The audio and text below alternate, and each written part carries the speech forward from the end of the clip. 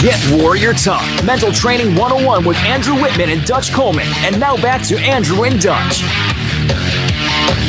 Back in the saddle. Andrew and Dutch. Dutch and Andrew. Hey, Dutch, this week we did Mental Toughness movie night, and it was Zootopia. Have you ever seen it? No, I hadn't seen it yet. The kids have seen it. But you got to watch it, man. I'm telling you what. Mental Toughness movie night, Zootopia. And if you got little kids, go get it. It teaches them great lessons. And it's a wonderful mental toughness manual, man. Seriously. I'll tell you what, there's a lot of them out there, man. We need to just have a mental toughness movie show one day where we just talk about each and every one of the movies, because there's a bunch of them, and people miss that, man. There are people out there trying to teach you the right stuff, but you gotta open your mind, open your eyes, and open your mind, and you'll grow. I could just about make any movie a mental toughness movie, dude. I'll find something in there. There'll be a teaching line. My kids and I, we sit around and we try to find and they'll beat me to the punch. That's so awesome because they'll find it before I do. But here in the Zootopia, the parents were telling the bunny rabbit she wanted to be a cop. Well, no bunnies have ever been a cop. Just forget your dreams. Settle. And the wife said, "Yeah, we settled. We settled hard. We're just going to be carrot farmers. So just give your dreams up now. It'll be easier for the rest of your life." And my kids, they were like, "Ah!" My little girl, she was on it. You just ruined the movie for me now. Yeah, well, spoiler alert, right? There's plenty more in there. There's plenty of more. There's a thing with the fox and some, timber wolves and a whole deal, and the mayor's a lion and all that. It's good. All right, so mental toughness movie night, Zootopia. And I'm giving it, 5 mental toughness stars, man. It's a good movie. It really was.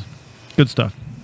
All right, so I want to pick up on this concealing thing because we kind of stumbled into it before the break. This is what happens in the workplace is that we don't control our emotions. We conceal it. What we want to do is stick our head in the sand and hope that the brewing conflict, just goes away. And that never, ever works. When you try to ignore the conflict or the brewing conflict or the offense that you have taken from the boss or the coworker or whatever, and the thing that they do bugs you, right, it just boils over eventually. Because you didn't deal with it. And it's not good for anyone. It was something that probably started out minor. That's the first thing. It always starts out small. I don't like your cologne, man. Stop. I know they're wearing that cologne to bug. I literally went into a consulting gig, and this wasn't that long ago, Dutch. I think we talked about it on the air. They were like, they're harassing me, right? Like, and it got down to they didn't like the cologne they were wearing, and that was harassment. And I'm like, have you even told them that the cologne bothers you or anything? Or no, you're just filing a harassment. This is what is it? What's the work, the workplace, hostile work environment because I don't like the cologne. That's like literally, I'm not even kidding. I'm like, and HR is like having, like, what do we do? We talked about that down in Tallahassee. Yeah, when we were talking with the law enforcement executives, yeah. Absolutely, and they got a kick out of it, and a lot of them could relate to it. So, and a lot of things that we talk about, you'll find everyone's shaking their head because they've either dealt with it directly or secondhand. This is real stuff that happens. So that's the other thing. So the first thing was it starts out as something small. The second thing is it's always something that's largely irrelevant. Right, sand trap. What up? So we consume ourselves with something that's not relevant to anyone's target. Like whether it's the person wearing the cologne or it has nothing to do in the big scheme, and it is holding us back. So we really have to, again, as Andrew said earlier, that honest assessment of ourselves and of situations. Is this relevant? Yeah, and then they'll nurse this and harbor the offense until it turns into bitterness, and then that's when it starts to get out of control, right? Because that bitterness will eat you from the inside out, and you're not hurting the person that you are bitter against. It's not hurting that person; it's hurting you to harbor bitterness, and you could conceal bitterness with that fake smile and that polite and be cordial. Right, and I'm not telling you to go be mean to folks. I'm telling you what we need to do is get control of our emotions, forgive them, because and here's the deal, Dutch. I'm not bitter of it. I hold no grudges because I love me too much to hold a grudge because I know how the machine works and how it affects the machine to hold a grudge. Mm-hmm. And most importantly, how it affects your machine. That's what people need to understand. About. Yeah, it affects me, not the other person. I'm not hurting the other person. You want to hurt the other person? Go live a great life. Have a fantastic life. That's the best revenge you could get on anybody that ever wronged you is do really, really well and then stroke them $100,000 check for Christmas one year. I tell you what, and we have to be clear, because when we talk about things, Andrew and I, we talk about things from a me standpoint, and not a me from a selfish standpoint. But as we always say, we're the problem, we're the solution. Right. So when people deal with us, we take our time. We try to walk you down that path so you can understand. Because if we speak too fast, then you're going to miss it and you're going to be blaming others. No, you got to understand, everything we do comes from the inside out. I'm the solution. I'm the problem. I'm the solution. Right. Absolutely. So every time we say the machine, every time we say anything, we're talking about us. We're not talking about others. When we're talking about things that are relevant, irrelevant, we're talking about us first. Right, because that's the only thing we can control, and that's CEO of you, right? We take our You just took boardroom. the words right out of my mouth. Yeah. Yep. I was going to say, what's the name of that program? The beginning of the program. What's the name of stage one? Yeah. CEO of you. CEO of you. CEO of you. And look, we got to get this part down before you can become the people whisperer. Right? People just want to jump ahead to be people whisperer. I want to be able to get people to do whatever I want. You got to get you to do whatever you want first. Like here's another question. Like, how good are you at doing what you need to do, whether you feel like it or not? Until you realize that how you feel about something is not relevant to getting you to your target, you're going to be in the sand trap. You're going to be stuck in the mud. You're going to be stuck in this, loop of not getting ahead. Absolutely. And when we always refer to the people whisperer. You gotta get through CEO of you first to get to the people whisperer. But we're trying to make sure you're doing everything, and we're empowering you for all the right reasons. So that's why we begin where we begin, and you'll understand that if you ever go through CEO of you. Many of our listeners have gone through CEO of you, and you understand exactly what we're talking about. So when you become a people whisperer, you're whispering all the right stuff, because there are people that can use that stuff for no good and for evil, as we say. Right, and we only use our superpowers for what, Dutch? For good. We don't want to be responsible for that. We are concerned about what we put out in the universe. Yep. Absolutely. Andrew and I both are 100% concerned with that. So if we're going to give anybody that skill set, that power, we're going to go through a process first to know that you're using it for good, know that it comes from the inside, and that inside place has been built the right way with the right foundation. And I'm so glad, and here we are. We finally got to what you and I wanted to talk about tonight, was building that foundation. Because here, I'm going to make this statement, right?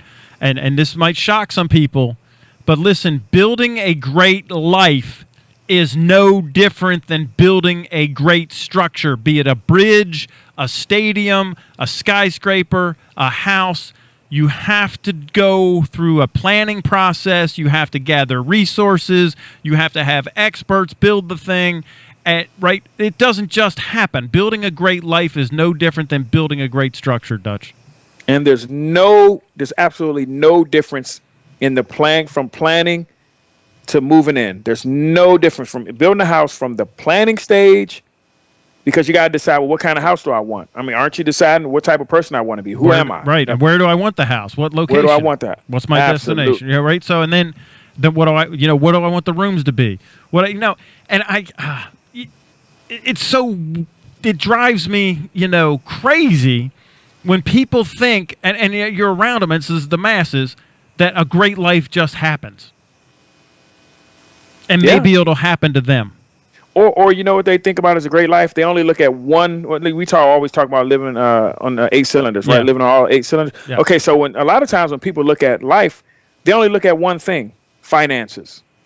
Oh man, if I make a lot of money, I have a great life. No, they don't think about health. They don't think about relationship. They don't think about anything else, or they think about one thing. So a lot of times people only think about the physical. I'm going to be an NFL football player, so I need to be an excellent physical condition. Okay, but the rest of their lives are wrecked. Finances are wrecked. Their personal relationships are wrecked. So when you don't have a plan, if you think about a home, what is it, 8 to 10 rooms in a house? Counting bedrooms, dining room, living room, den. You're planning, when you go to the planning stages, you're putting all those rooms into the plan. You're not just saying, oh, I'm going to build this house with this great master bedroom, and that's it. Yeah, that's called a studio. Exactly. And you ain't spreading your wings in the studio. But if you want to be able to spread your wings throughout this world and grow and share your space, you're going to need to work on all 8 cylinders. And you can't just focus on one thing. You gotta plan for the big picture. Right. And so, and I love this because people, they almost like have an easier time telling me what their dream house looks like than what their dream life looks like. Well, yeah, because again, they'll tell you one thing. Hey, what's your dream life look like? I want to be rich. Oh, okay. Or I'll hear this will be like, because I ask this question. We ask this of our top end clients. I ask this question to them.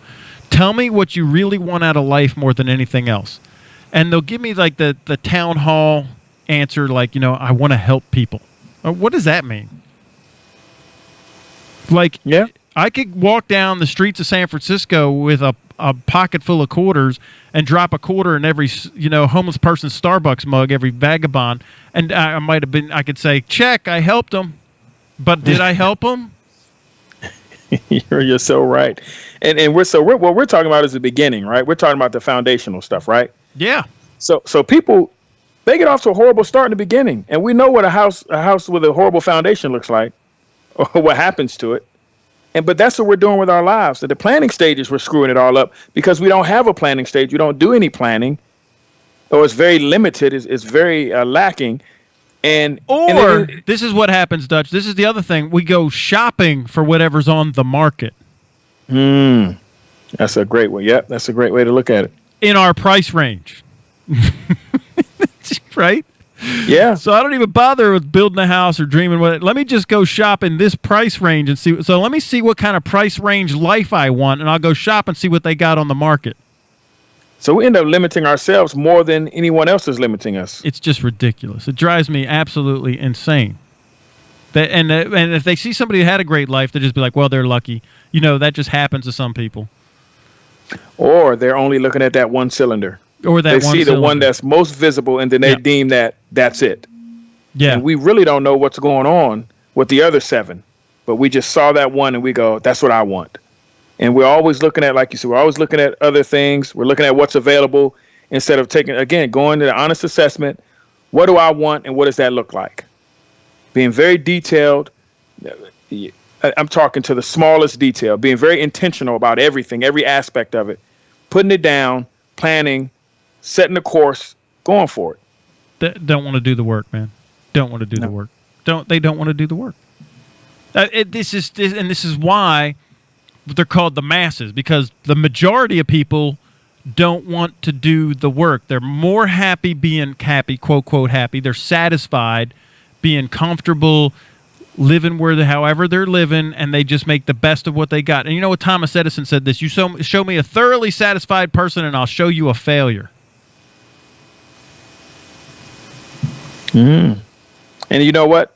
Again, we always got to clarify when Andrew and I are speaking.